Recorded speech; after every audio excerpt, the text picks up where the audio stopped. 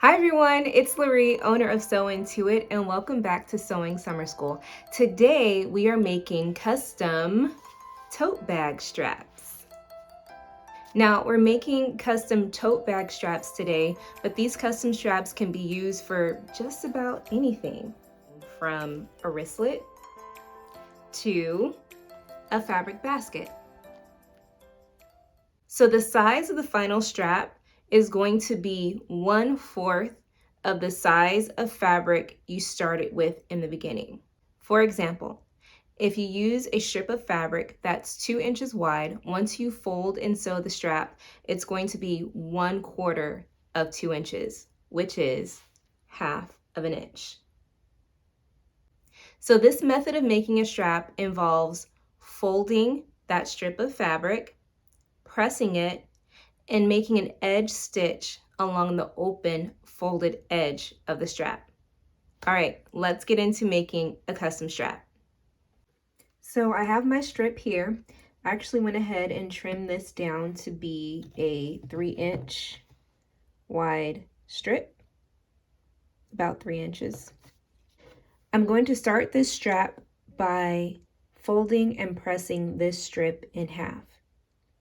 So I'm going to take one end and fold it to the other end in half and press it. I want a nice hard crease down the middle. Now, what you don't want to do is attempt to fold this entire piece of fabric and expect it to stay like this. You're going to have to take some time, and you'll get faster as you get used to this process, and you're going to secure one section at a time.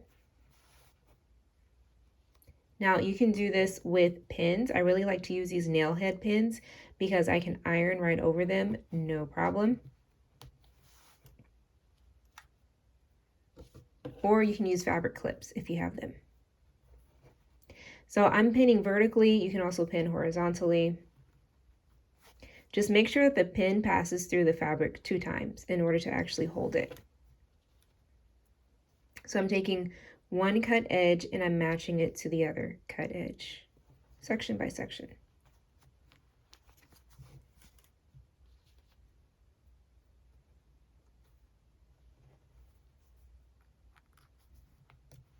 Okay, now that I have that, I'm going to press it.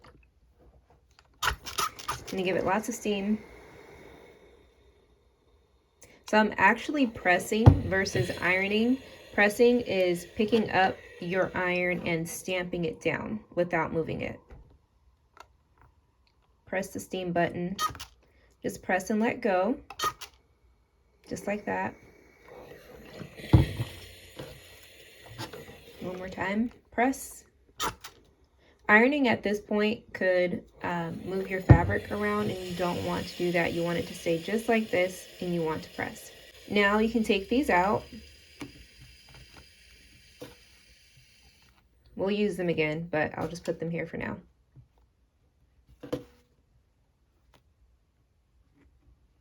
Now open up the strip, and in the middle you have this really nice crease. This is going to be our guide to get a nice even strap. Okay, so from this point on, we don't want to iron this crease out. We want it to stay right where it is. You can start at any end, it doesn't matter. I'm coming back to the right side. I'm going to take the bottom cut edge and I'm going to turn it to the crease, not over it. And you really want to do this section by section. I know you're thinking, why can't you just fold the whole thing? You want to do it section by section. Now, as you get used to this process, you won't have to pin. I'll show you the way I actually do it. So if you're still getting used to it, pin it to the crease, but not over it. Okay, and this is how I go along. Okay, now really monitor the plate of your iron and make sure it's not pressing over that center crease. You only want to iron on the bottom folds.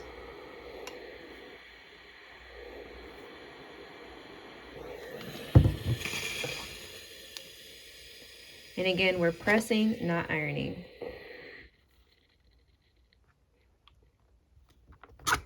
So if you're used to handling your iron and pressing and folding, then you can do it like I am.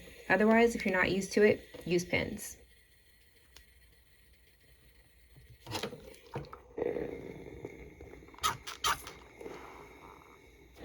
Okay, great. And now the other side.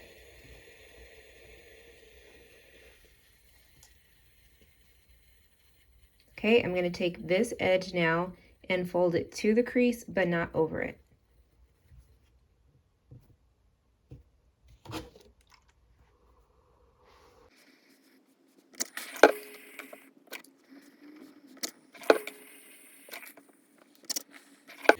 Okay, so that's done. Let's take these out. Now, because your crease is still there in the middle, you can fold this along your center crease, and look at that. You have a strap forming. Okay, the main thing here is that we want to make sure that these two sides match, they're even. And if they are, you are ready to sew. Now we're getting ready to sew the edge stitch. An edge stitch is made right on the edge of whatever it is that you're sewing, and it's no more than 1/8 of an inch inside of that edge. So that's really, really close. Now this is a very uncomfortable stitch to make, but it looks really good, and it gives the strap the look of it being sewn on the inside and then turned, the typical method of making a strap. It gives it that look, but you're able to have these really clean, crisp lines. So making an edge stitch is key to the strap looking very good. If your sewing machine comes with it, an overcast foot is great to use for this to help you kind of cheat and get that edge stitch. It's great because of this little barrier on the bottom. It keeps the edge of your fabric from going any further than this barrier. So you could use a foot that comes with your machine. I'm going to use my foot from the Madam Sew presser foot kit. I'm going to use foot 27, the edge joining foot. I really like this one because it really helps me to get close to the edge. Now, another foot that you could use, you'll have more of a top stitch rather than an edge stitch, but if you have a quilting foot, a 1/4 inch foot, I know it's further away than 1/8, but if that's all you have, this could really work. But this is really making straight stitches on training wheels. This type of foot really helps you out so much. So I'm going to take this standard foot off, okay, and I'm going to replace it with the edge joining foot. Okay, I'm ready to go. And as you can see, this foot has a barrier right here. So I'm going to go ahead and place my strap underneath the foot and against the barrier, lower the presser foot. I'm going to position it so that it's against the barrier.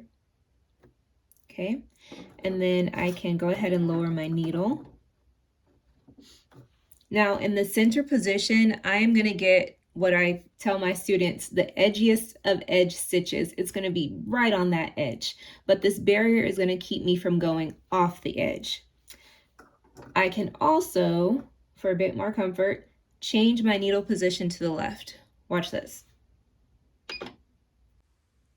And if you don't have either of those, the button or little icon for the left position, you can use the width adjustment on your machine to adjust your needle position, just like that. So I'm going to go ahead and go back to 2. And here I go. Now the foot makes it really easy to sew along, but we still need to monitor our sewing as we go. We don't want to hold our strap like this and start to sew.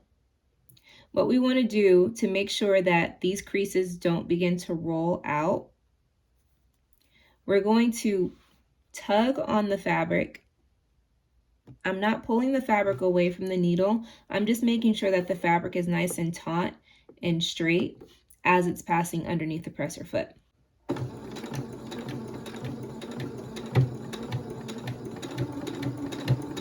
Okay. And look at this. The foot keeps the strap right in place. Now that I can grip it a little bit, I'm going to hold on to the top and the bottom of the fabric and just keep it nice and taut. I'm not pulling it away from the machine.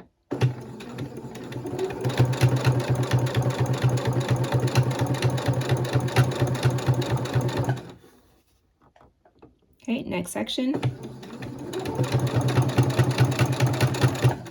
Now, also keep in mind, you don't have to sew the entire section in one pass. You can sew section by section. That's totally okay.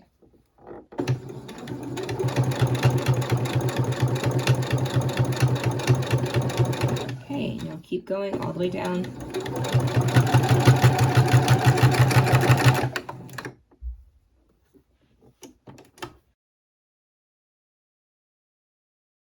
So for the sake of comparison, I moved the needle back to the center position, and I'm going to show you the difference between the edge stitch with the left needle position and the center position.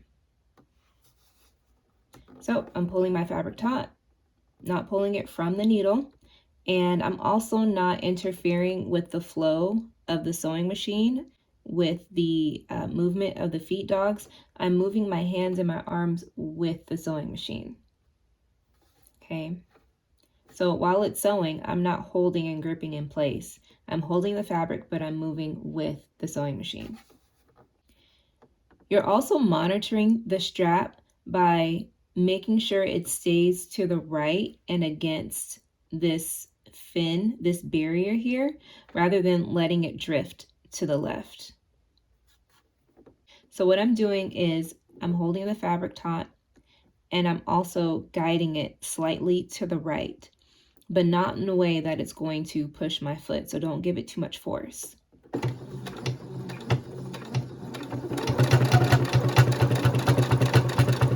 Okay, my arms are moving with the sewing machine, my hands are moving with the machine, and I'm going to take a look here at these edges, make sure they stay together, don't let them slip, and all the way off the edge.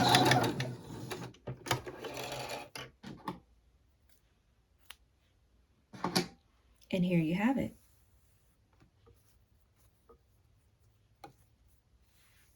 So this is our edge stitch, and it is actually 1/8 of an inch away, 1/8 of an inch away from this edge. And this is with your needle in the left position. And this is your needle using this foot in the center position. Like I said, I call this the edgiest of edge stitches to my students. So the goal is that on the front and the back, you have stitched through both layers of the strap.